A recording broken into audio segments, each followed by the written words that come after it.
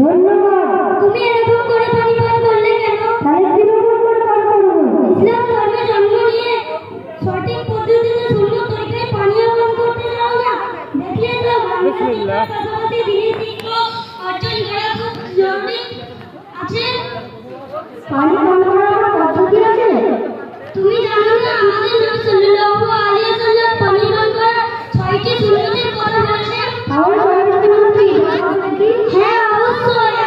1 নম্বর সুন্নত ডাক পান করা, 2 নম্বর সুন্নত বসে পান করা, 3 নম্বর সুন্নত দেখে পান করা, 4 নম্বর সুন্নত বিসমিল্লাহ পান করা, 5 নম্বর সুন্নত তিন সাথে পান করা, 6 নম্বর সুন্নত পান করার পরে আলহামদুলিল্লাহ পড়া।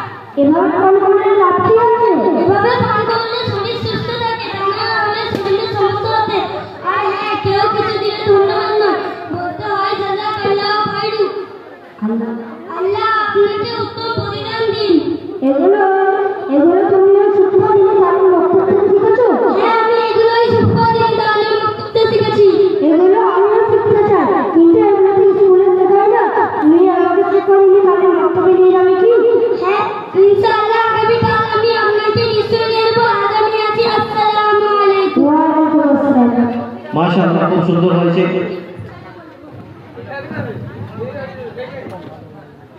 এরপরে আমি নাচ পরিবেশনের জন্য আমি দেব আমাদের মক্তবের ছেলে শরীফুল ইসলামকে। আসসালামু